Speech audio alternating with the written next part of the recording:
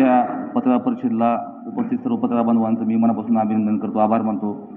आणि आजच्या या पत्रकार परिषदेसाठी आपल्याला माहिती देण्यासाठीच आजची खरं तर पत्रकार परिषद बोलवलेली आहे.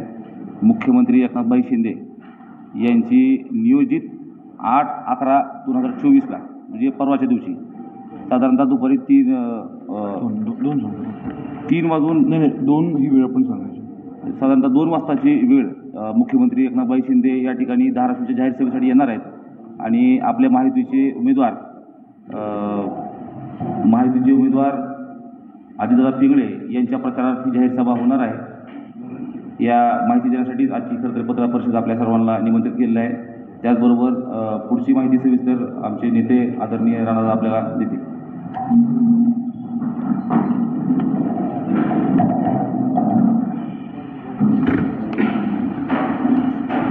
आपल्या सर्वांचं परत एकदा मी देखील स्वागत करतो.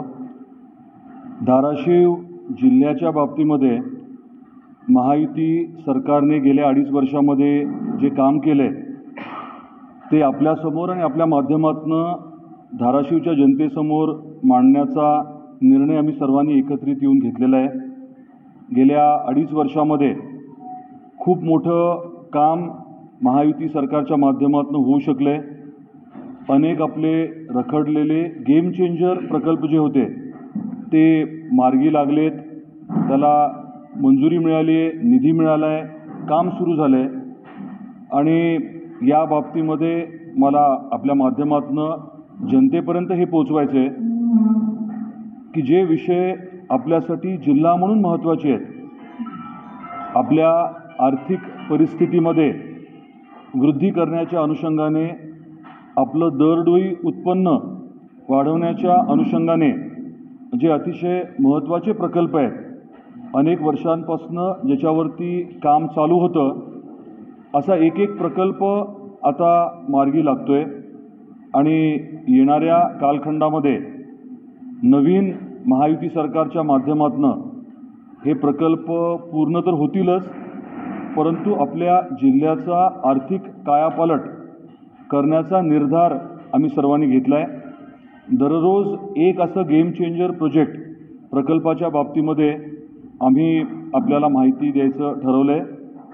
आज कौडगावच्या MIDCच्या बाबतीमध्ये आम्ही आपल्याला माहिती देणार आहोत.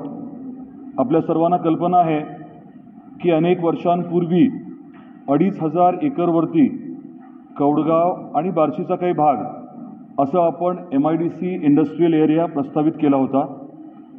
बार्शीतल्या 1000 एकरच्या बाबतीमध्ये थोडासा वेगळा विचार तिथल्या शेतकऱ्यांचा झाल्यामुळे ते 1000 एकर वगळण्यात आले आणि आपल्या धाराशिव तालुक्यातल्या कौडगाव या गावात जो भूभाग आहे तो साधारण 1,500 एकरचा भूभाग आपण या कामासाठी घ्यायचं ठरवलं. त्याचं भूसंपादन झालं. तिथे पहिला प्रकल्प जो कार्यान्वित झाला आहे तो 50 मेगावॉटचा 250 कोटी अंदाजे किमतीचा सोलरचा पॉवर प्रोजेक्ट आहे. सौर ऊर्जेवर आधारित वीज निर्मिती प्रकल्प जो महाजनकोने सुरू केलेला आहे. हा प्रकल्प जो आहे त्याला मान्यता 2019मध्ये देवेंद्रजी फडणवीस साहेब मुख्यमंत्री असताना आणि बावनकुळे साहेब हे ऊर्जा मंत्री असताना देण्यात आली. त्याचं काम पूर्ण होऊन तो प्रकल्प आता कार्यान्वित आहे हे मी आपल्याला आधीच सांगितलं. याच्या व्यतिरिक्त 2019 साली तत्कालीन मुख्यमंत्री आदरणीय देवेंद्रजी फडणवीस साहेबांनी महाजनादेश यात्रेच्या दरम्यान धाराशिवला आलेला असताना त्यांनी कौडगावला टेक्निकल टेक्स्टाईल पार्क केला जाईल हे जाहीर केलं होतं. त्यांच्या सहकार्याने CEO MIDC यांना या प्रकल्पाचा अहवाल तयार करण्याच्या सूचना दिल्या होत्या आणि KPMG नावाची एक कन्सल्टन्सी फर्म आहे, मल्टीनॅशनल फर्म आहे, त्यांना ते काम देण्यात आलं होतं. त्या अनुषंगाने त्यांनी अहवाल जो आहे तो तयार केला. महायुतीचं सरकार परत आल्यानंतर हा प्रकल्प जो आहे तो पुढे नेण्याचं आम्ही सर्वांनी ठरवलं. त्याविषयी पुढाकार घेण्यात आला आणि विधानसभेमध्ये आपले आत्ताचे उद्योगमंत्री उदयजी सामंत यांनी जाहीर केलं की MIDCच्या माध्यमातूनच आता कौडगावला, धाराशिवला टेक्निकल टेक्स्टाईल पार्क होणार. त्या अनुषंगाने साधारण 100-125 कोटीचा पहिला मूलभूत सुविधांचा अहवाल तयार करण्यात आला. त्याला तत्वतः मान्यता देण्यात आली आणि 24 कोटीच्या रस्त्याच्या कामाची निविदा आता काढण्यात आलेली आहे. या प्रकल्पाच्या माध्यमातून आपलं उद्दिष्ट आहे की किमान 10,000 तरी रोजगार निर्मिती व्हावी, 10,000 मुलांना मुलींना तिथे नोकरी उपलब्ध व्हावी, या अनुषंगाने नियोजन आहे. वेगवेगळ्या कंपन्यांच्या बाबतीमध्ये वगैरे बोलणं, चर्चा झालेली आहे. महत्त्वाचा याच्यातला मुद्दा असा आहे की आपल्याला अँकर युनिट आणायचं आहे आणि येणाऱ्या काळात महायुती सरकारच्या माध्यमातून इथे ज्या सवलती टेक्निकल टेक्स्टाईल म्हणून, पॉलिसी म्हणून जाहीर केलेल्या आहेत आणि त्याचबरोबरीने मराठवाड्यात ज्या सवलती दिल्या जातात याच्यामुळे स्वाभाविकपणे मोठे उद्योग इथे आकर्षित होणार आहेत. तर आपल्याला आज मला हे सांगायचं आहे, महायुतीच्या वतीने सांगायचं आहे की आपल्या धाराशिवची आर्थिक परिस्थिती, दरडोई उत्पन्न वाढवण्याच्या अनुषंगाने इथे उद्योग यावे यासाठी हे 1,500 एकरचं भूसंपादन करण्यात आलं. ती जागासुद्धा अशी आपण ठरवली जिथनं रिलायन्सची गॅसची लाईन चालली आहे. आपल्या उजनीवरनं येणारी पाण्याची जी पाईपलाईन आहे ती देखील या भागातनं आहे आणि त्याचबरोबरीने हाय टेन्शनची लाईन पण आहे. त्यामुळे वीज, गॅस आणि पाणी हे उपलब्ध होतं आहे. आता महायुती सरकारने समोरचा जो रस्ता आहे कौडगावकडनं जाणारा बार्शी धाराशिवचा, याचं काम देखील आता हाती घेतलं आहे, त्याची आपल्याला कल्पना आहे. तर मूलभूत सुविधा ज्या आहेत त्या उपलब्ध करून दिलेल्या आहेत आणि या कौडगावच्या MIDCच्या माध्यमातून टेक्निकल टेक्स्टाईल्स हा जो नवीन आणि अतिशय महत्त्वाचा घटक आहे उद्योगातला, ज्याच्यामध्ये प्रचंड प्रमाणामध्ये आत्ता इम्पोर्ट होतं. आपण बरंचसं टेक्निकल टेक्स्टाईल आयात करतो. अनेक परदेशातल्या कंपन्या इथे उद्योग टाकायला तयार आहेत, कारण आयात केलेल्या मालावरती सध्या कर लागतो. तोच माल जर त्यांनी भारतात उत्पादित केला म्हणजे अगदी आपलं अस्थिरीकरणाचा, शेततळ्याचा जो प्लास्टिक असतो ते प्लास्टिक असेल किंवा मल्चिंग पेपर असेल किंवा पॉलीहाऊसचे लागणारं प्लास्टिक असेल, बुलेट प्रूफ वेस्टमध्ये लागणारं केवलार असेल, असे अनेक मुद्दे आहेत ज्याला प्रचंड वाव आहे. आणि मी सांगितल्याप्रमाणे एका निर्णायक टप्प्यापर्यंत हा प्रकल्प आलेला आहे आणि पुढच्या काळामध्ये इथे प्रत्यक्षात उद्योग आणून मोठ्या प्रमाणात रोजगार निर्मितीचं आमचं उद्दिष्ट आहे. आपले काही प्रश्न असतील तर आपण कृपया विचारावे. रोज एका महत्त्वाच्या प्रकल्पावर जिथे निर्णायक काम महायुती सरकारने गेल्या 2.5 वर्षात केलं आहे त्याची माहिती अगदी डिटेलमध्ये आपल्याला देण्याचं आम्ही ठरवलं आहे, जेणेकरून विकासावर बोलू ही जी आमची संकल्पना आहे आपल्या जिल्ह्याच्या बाबतीमध्ये महायुती म्हणून ती पुढे नेण्याचं आम्ही निश्चित केलेलं आहे. आपले काही प्रश्न असतील कृपया विचारावे आपण.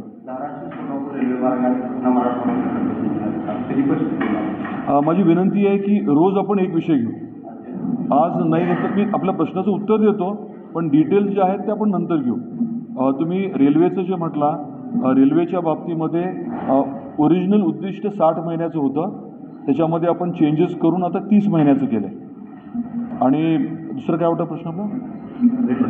कृष्णा मराठवाड्याचं जे पाणी येणं अपेक्षित आहे रामदऱ्यात ते डिसेंबरपर्यंत अपेक्षित आहे. ते मी आधी आपल्याला सांगितलेलंच आहे. मुख्यमंत्री महोदय परवा दिवशी येणार आहेत. परवा दिवशी दुपारून मल्टीपर्पज ग्राउंड नाही. आत्ता सध्या मुख्यमंत्री महोदयांची परवाची सभा एवढं आपलं फिक्स्ड आहे. बाकी जसं ठरेल तसं कळून आपल्याला सॉरी तिन्हीकडे आहे. आम्ही आत्ता इथे आपल्याला याची माहिती देतोय. परंडालाही असणार आहे आणि उमरग्यालाही असणार आहे. त्याचे टायमिंग्स संबंधित आमदार महोदय देतील. आम्ही धाराशिवचं फक्त आपल्यापर्यंत पोहोचवतोय. ते त्यांच्या नियोजनाप्रमाणे कळवतील. देवेंद्र फडणवीस आणि अजित पवार यांची सभा होणार आहे जिल्ह्यामध्ये, त्याची सभा होणार आहे. आता विनंती आम्ही वेगवेगळी केलेली आहे. कोणाला काय स्लॉट मिळेल मला अजून नाही कल्पना, पण कन्फर्मेशन आलं की लगेच आपल्याला कळवू. मी बोरगावचा जो सोलरचा प्रोजेक्ट आहे किती वेळ विजेची निर्मिती 50 मेगावॉट 50 मेगावॉटचं आहे. अंदाजे 250 कोटीची गुंतवणूक झाली आहे आणि महाजेनकोच्या मालकीचा आहे. BHELने तो प्रोजेक्ट मोस्टली कार्यान्वित केला आहे. टेक्निकल टेक्सटाईलवर साधारण किती रोजगार किती जणांना रोजगार मिळेल आणि इथं लागणारे जे मनुष्यबळ आहे कुशल त्यासाठी शैक्षणिक जी व्यवस्था आहे ती पुरेशी आपल्या जिल्ह्यात आहे का की बाहेरून परत आपल्याला कुशल कामगार मागवावे लागेल? टेक्निकल टेक्स्टाईलमध्ये 3 प्रकार असतात. एक जे असतं ते रेग्युलर मॅन्युफॅक्चरिंग म्हणजे वस्त्र निर्मिती. दुसरं जे असतं ते प्रोसेसिंग म्हणजे त्या वस्त्राला काहीतरी वेगळे गुणधर्म उपलब्ध करून देणं, त्या अनुषंगाने काम केलं जातं. आणि तिसरं जे आहे ते ॲक्च्युअल गारमेंट म्हणजे शर्ट पॅन्ट जे असेल त्याची निर्मिती. तर हे तिन्ही विषय जे आहेत ते आपण घेतो आहे. त्याच्यामध्ये मेडिकलचा खूप मोठा आपल्याला काम करायला वाव आहे. मेडिकलचं म्हणजे अगदी डायपर्सपासनं सॅनिटरी नॅपकिन्सपासनं जे आपण कोविड काळामध्ये बघितलं PPE किट्स वगैरे हे सगळं टेक्निकल टेक्स्टाईल आहे. त्याच्यावरती आपण भर देणार आहे. आणि डिफेन्स रिलेटेड पण काही विषय आहेत. आता टेक्निकल टेक्स्टाईलमध्ये सेक्टर्स जवळजवळ 14 आहेत. 14 वेगवेगळ्या सेक्टरमध्ये काम करत असताना काही मॅनपॉवर काही मनुष्यबळ जे आहे ते आपल्याला खूप उच्च शिक्षित लागेल, खूप ट्रेंड लागेल. दुसरं जे आहे ते जनरल लागेल, जनरल ज्याला आपण प्रशिक्षण देऊन चालू शकेल. आणि तिसरं जे आहे ते अनस्किल्ड लागेल. तर तिन्हीचा विचार केला. आपला एक त्याच्यामध्ये ॲडिशनल विचार हाही आहे की रेल्वेचा ट्रॅक जो साधारण 16 किलोमीटर आहे तो ट्रॅक पण या MIDC एरियापर्यंत आणायचा जेणेकरून मालवाहतूक जी आहे ती डिरेक्टली कंटेनर लोड करता येईल. ट्रेनमध्ये लोड करून सरळ JNPTला किंवा पोर्टलाही पाठवता येईल असे त्याच्यात नियोजन आहे.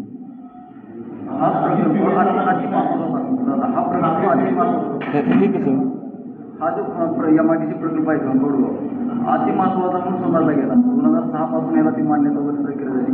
नेमकं पुढं घोड आणलं की ते 1000 एकर अक्वायर करायला आपल्याला म्हणजे आतापर्यंत त्या अपेक्षा केली. 2,500पैकी 1,500 किलोमीटर चालेल नाही. 1,000 एकर हे बार्शी तालुक्यातलं होतं. तिथल्या शेतकऱ्यांची जी काही अपेक्षा होती ती कदाचित नियमाप्रमाणे आपल्याला पूर्ण करणं शक्य नव्हतं. आणि त्यामुळे 2-3 वेळेस चर्चा झाल्या. त्याच्यामधनं योग्य मार्ग निघाला नाही आणि आपल्याला कुठली जबरदस्ती वगैरे करायची नव्हती. त्यामुळे तो विषय आपण सोडला. एकच सेकंड आपण कधी विचारतो ठाकरे सेनेचे उमेदवार कैलास पाटील यांनी असा आरोप केला की महाविकास आघाडीचे सरकार गेल्यानंतर माहिती विकास कामाला स्थगिती काय होती? कैलास पाटील साहेबांनी जे महाविकास आघाडीच्या कामाला स्थगिती दिली म्हणून सांगितलं, त्याच्यानंतर दादाच्या माध्यमातून सावंत साहेबाच्या माध्यमातून पाठपुरावा करून जे कामं मंजूर होऊन आले. तर तुम्हाला एक उदाहरण म्हणून सांगतो की कैलास पाटलांचं सवय कशी त्यांची की जे झालं त्याचं क्रेडिट घ्यायचं आणि जे त्यांच्याच्यानं होत नाही ते दुसऱ्यावर ढकलायचं. आता माझ्या गावचा वैयक्तिक एक रस्ता होता, त्या रस्त्याला मिसिंग लेंथमधून पाठपुरावा करून आपण आपले ग्रामविकास मंत्री गिरीश महाजन साहेबाकडून पाठपुरावा करून इथून प्रस्ताव पाठवून दादांनी स्वतः 2 वेळेस महाजन साहेबाला बोलले आणि त्या रस्त्याच्या मंजुरीचा JR पडल्या कैलास पाटलांनी सांगितलं की ही माझ्या प्रयत्नानं मंजूर झालं. तर मागच्या 2 महिन्यापूर्वी जर एखादं काम कैलास पाटलाच्या प्रयत्नानं मंजूर होत असेल ह्या सरकारमधून तर ह्या सरकारनं त्यांची अडवणूक केली असं कसं म्हणता येईल? एखादं काम आम्ही मंजूर करून आणलं की त्यांच्या फेसबुक अकाउंटवरून टाकायचं की ही आम्ही दोघांनी प्रयत्न केले आणि काम मंजूर झालं. मागच्या 2 महिन्यापूर्वीचाच किस्सा आहे. मग त्यांच्या मनावर जर हे काम मंजूर होत असेल तर त्यांच्या कामाला स्थगिती दिली असं म्हणणं योग्य नाही. झालेल्या कामाचं फक्त क्रेडिट घ्यायचं. मांजरा दिवस बॅरेजचा विषय आहे, त्या कामाला स्थगिती दिली असं त्यांनी भाषणात. माझी एक विनंती आहे, काय होतं आहे आपल्या प्रेसचं फ्लेवर दुसरीकडे चाललं आहे. ते आपल्याला प्रेस म्हणजे आमची विनंती काय आहे की आज महायुतीने केलेलं काम जे आहे ते जनतेपर्यंत पोचवावं. एक मिनिट आपल्या जिल्ह्याची गरज काय आहे? आपल्या जिल्ह्याची गरज शाश्वत पाणी आहे. आपल्या जिल्ह्याची गरज काय आहे? रोजगार निर्मिती आहे. कुरघोड्या जे करायच्यात कुरघोड्या करणं आणि त्याच्यातच आपण सगळ्यांनी आनंद मानणं याच्या थोडंसं पलीकडे आपण जावं ही आपल्या सर्वांना विनंती आहे आमची. वेगळे सर वेगळी प्रेस घेतील ना. आजचा मुद्दा जो आहे माझी परत आपल्याला विनंती आहे, प्रेस जी आहे ती इंट्रोडक्शनची प्रेस होती, CM साहेबांच्या कार्यक्रमाची प्रेस होती आणि महायुतीचं जे मत आहे की आपण आपल्या जिल्ह्यातल्या राजकारणात सकारात्मकता आणूया. एकच मिनिट, आपल्या जिल्ह्याच्या राजकारणात सकारात्मकता आणूया. ज्या गोष्टीची आपल्याला गरज आहे त्याच्यावरती बोलू ना आपण.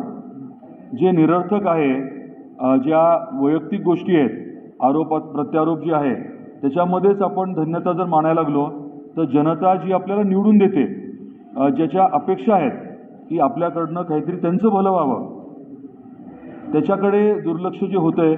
त्यामुळे आमची विनंती आहे की थोडा फोकस जो आहे तो या विषयावरती असावा. महाराष्ट्राचे फंड होतं ते कशामुळे नेमकं फंड झाले काय म्हटलं? प्रश्न असा आहे हां, की तिन्ही पक्षातील वातावरण चांगलं झालं आहे का? काय म्हटलं? तिन्ही पक्षातील वातावरण चांगलं झालं का? महायुतीत तिन्ही पक्ष कसले? आमची खूप मोठी महायुती आहे. सगळं भाजप आणि शिवसेना प्रश्नच नाही ना. तिन्ही पक्षाचं वातावरण चांगलं आहे. एकदम खेळी मिळायचं. तुमच्यावर आता आम्ही नाश्ता पण करणार आहोत. जिल्ह्यातल्या शिवसेनेच्या एका बडा नेत्यानं जिल्ह्यातल्या शिवसेनेवर अन्याय केला असं महाराष्ट्र जिल्हा प्रमुख म्हणतो. त्यावेळेस बोललो मी ह्या विषयावर, बोलूया आपल्याला. नाही, हे मुद्दे जे आहेत ना आपण ह्यांना कधी भेटू शकता सगळे. तुमची इच्छा असेल तर ह्याच्यावर मी सेपरेट पत्र separate बोलतो घेऊ, याच्यावर. separate. मराठवाड्यातल्या उद्योगधंद्यासाठी तेवढं लिमिट, परंतु आपण टेक्निकल टेक्सटाईल पार्टनर करून बोलतो म्हणून काही प्रस्तावित प्रकल्प आहेत का आपल्या जिल्ह्यासाठी? आपल्या काही लोकांना आहेत ना, बरेच आहेत. बरेच नाही. माझी विनंती काय आहे की आम्ही एकदम आज सांगण्यापेक्षा रोज एक घेऊ ना. नाही, उद्योगाच्या बाबतीत सुद्धा काही इतर प्रकल्प आहेत ज्याच्या बाबतीत आपण भरीव काम केले. म्हणजे आता एक कौडगावचं जसं एक गेम चेंजर प्रोजेक्ट आहे तसे आपले इतरही गेम चेंजर प्रोजेक्ट्स आहेत. एकापेक्षा जास्त आहेत MIDC. जे काम झालं आहे ते आपल्यासमोर आम्ही मांडू ना. आणि नक्कीच एकापेक्षा जास्त आहे आणि वेगवेगळ्या भागात आहे. असं नाही की सगळंच मर्यादित 1 किंवा 2 तालुक्यात आहे. आम्ही सगळीकडेच करायचा प्रयत्न करतोय. टेक्निकल टेक्सटाईलसाठी साधारण पाण्याची उपलब्धी किती लागणार आहे? ते पाणी उपलब्ध आहे का? आपल्याला प्रोजेक्ट जे घ्यायचे आहेत ते आपल्याकडे जे उपलब्ध आहे त्या अनुषंगानेच घ्यायचे आहेत. आणि शेवटी कोणी गुंतवणूक करत असला तर सगळं खातरजमा केल्याशिवाय तो बिलकुल येणार नाही. आपण 2 MLD पाणी जे आहे ते उजनीमधलं आधीच रिझर्व केलं होतं. MIDCने त्यासाठी डिपॉझिटचे पैसे नगरपरिषदला भरले होते. तेवढं पाणी लागेल असं मला वाटत नाही, पण गरजेनुसार ठरवू आपण. MIDC पैसे भरते पण MIDCला पाणी मिळत नाही, कारण नगरपालिकेचा नेहमी वीज पुरवठा खंडित होतो, पाणीच मिळत नाही. त्याच्याबद्दल आपण इंडिपेंडेंटली बोलू. परंतु धाराशिवची पाणी पुरवठ्याची जी योजना आहे त्याच्यामध्ये आम्ही खूप जाणीवपूर्वक वेगळं नियोजन केलं आहे. येणाऱ्या काळामध्ये ती आम्ही सांगू आपल्याला. खूप विचारपूर्वक केलं आहे. जे आमचं मूळ उद्दिष्ट आहे की धाराशिव शहरामध्ये दररोज पाणी मिळावं आणि 24/7 मिळावं, त्या अनुषंगाने आम्ही आपल्याला सगळे डिटेल देऊ. त्याचं प्लॅनिंग केलं आहे आपण म्हणून या वीज आणि पाण्याची उपलब्धता आहे. हो, आता तो प्रकल्प पूर्ण होऊन जो रिलायन्सचा गॅस पाईपलाईन आहे मग आम्ही कार्यान्वित करण्यात जाणार. नाही रिलायन्सचा पाईपलाईनचा जो गॅस आहे चालू आहे ना तो प्रोजेक्ट. नाही, मी परत एकदा रिपीट करतो. ती जी जागा आहे कौडगावची तिथनं 3 महत्त्वाच्या गोष्टी चालल्या आहेत. एक म्हणजे उजनीवरनं येणारं पाण्याची पाईपलाईन, दुसरं म्हणजे रिलायन्सची गॅसची पाईपलाईन. प्रोजेक्ट नाही, गॅसची पाईपलाईन जी चालली आहे ना चालू. परत रिपीट करतो, गॅसची पाईपलाईन जी धाराशिववरनं बार्शीला चालली आहे ती पाईपलाईन वाहिनी जी आहे ती आपल्या एरियामधनं चालली आहे. म्हणजे आपल्याला उद्या जर गॅस पाहिजे असेल तर त्यांच्याशी चर्चा करून तिथल्या तिथे उपलब्ध होईल. आणि तिसरा मुद्दा आहे तो हाय टेन्शन लाईन, उच्च दाबाची विजेची लाईन जी आहे टॉवर लाईन ती चालली आहे. असा विषय होता. सगळे साहेब धाराशिवचे विद्यमान आमदार हे संपर्कात 5 वर्ष झालं आणि आपण आता त्यांच्या स्पर्धेमध्ये आपण निवडणूक लढत आहे. आपण कुठले मुद्दे घेऊन आपण आता निवडणुकीला सामोरे जात आहे? दादाने सांगितल्याप्रमाणे विकासाच्या मुद्द्यावरच आमची निवडणूक राहणार आहे. फक्त संपर्कात आहे, लग्नाला जातो, बारशाला जातो हा विषय नाही. तर विकासाचे आपल्या या 5 वर्षामध्ये जो या मतदारसंघाचा विकास पूर्णपणे थांबला आहे म्हणण्यापेक्षा या मतदारसंघाचा पूर्णपणे भ्रमनिरास झाला आहे धाराशिव कळंब मतदारसंघाचा. ते मुद्दे घेऊन आम्ही निवडणुकीला समोर जाणार.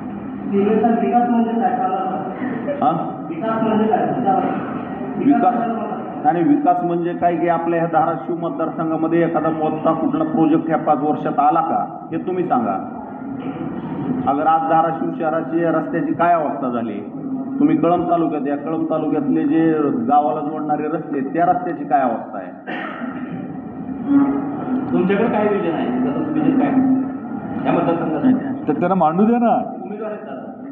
तर तुम्ही त्यांची प्रेस वेगळी घ्या ना, आमचा फोकसच जाईल.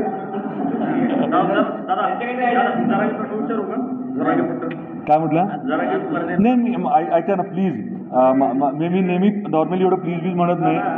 एकच आहे, सभेमध्ये ज्याची उत्तरं द्यायची, जे प्रश्न सभेत विचारले जाते त्याची उत्तरं सभेत देऊ दे की पत्रकार परिषदेत नाही.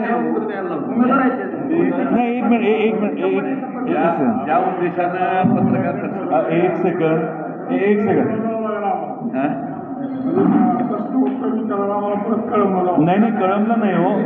नाही आपण काय करू शकतो या बाबतीत वेगळी प्रेस घेऊन आपण उद्या ठेवू. तुम्ही उद्या जर शेड्यूल करायची असेल तर आपल्या उमेदवारांची उद्या आपण वेगळी प्रेस उद्या घेऊ. करू, तुम्हाला पाहिजे उद्या करू. आज म्हणजे माझी परत एकदा आपल्याला विनंती आहे, काय व्हायला लागलंय आपल्या जिल्ह्यामध्ये आपण फोकस लूज करतोय. जनतेला आदरणीय आपले जे सन्मान्य मतदार आहेत त्यांना काय पाहिजे हे राहते बाजूला, आणि आपण वेगळंच त्यांना देतोय आणि सवंग लोकप्रियतेसाठी कोणी काही बोलतं आणि ती हेडलाईन होते. जे वास्तव आहे, जे खरंच करणं गरजेचं आहे लोकशाही म्हणून किंवा आपल्या भागाच्या विकासासाठी म्हणून, जे आपल्याला करायला हवं, ज्या बाबतीत खरं तळमळ पाहिजे, ज्या बाबतीत पाठपुरावा पाहिजे आणि ज्या बाबतीमध्ये आपण यश मिळवायला हवं, ते थोडंसं बाजूला राहायला लागलंय. त्यामुळे आपल्याला मी विनंती करतोय की फोकस आपण याच्यावरती करावा की काय काम केलं. आम्ही सांगतोय आम्ही काय काम केलं. एकदा आपण विकासावर बोलू, जे मी म्हणतोय ते त्यासाठी म्हणतोय. बाकी सगळं बोलायला काय आपल्याकडे आहे ना वेळ. नाही आरोपाविषयी म्हणत नाही आम्ही, विजन काय आहे त्याच्याकडे आपल्या मतदारसंघाचं ते सांगतो. नाही आजची प्राथमिक पत्रकार परिषद फक्त माझ्या परिचयाची होती आणि मी या मतदारसंघात काय करावं लागेल काय नाही, या मतदारसंघातल्या कुठल्या अडचणी त्या गोष्टीवर सध्या मी म्हणजे लोकांकडून हे घ्यायला लागलोय आणि ती तयारी करून तुम्ही म्हणलात तर मी आज दिवसभरात त्याची पूर्ण ही करून तुमच्या पुढे मांडेल. मी आज फक्त माझा इथं परिचय करून देण्यासाठी आलो. उगं माझ्याकडे काय विजन आहे म्हणल्यावर मी जर उद्या म्हणलं मी कळंबला विमानतळ मंजूर करेल तर ह्याच्यात काय अर्थ नाही आणि ते त्यांच्यात आणि आमच्यात काही फरक नाही. उगं काहीतरी सवंग लोकप्रियतेसाठी बोलणार नाही. माझ्याच्यानं जे होईल आणि ज्या गोष्टीची मूलभूत गोष्टीची गरज आहे या मतदारसंघात त्या गोष्टीसाठी मी लोकांकडून आमच्या जवळच्या आणि काही जे ह्याच्यामध्ये जाणकार आहेत त्यांच्याकडून माहिती घ्यायलो की आपण जे करू शकतो. म्हणजे थोडक्यात आपला जाहीरनामा काय असेल त्याची माझी तयारी झाल्यावर मी बोलेल ना तुम्हाला.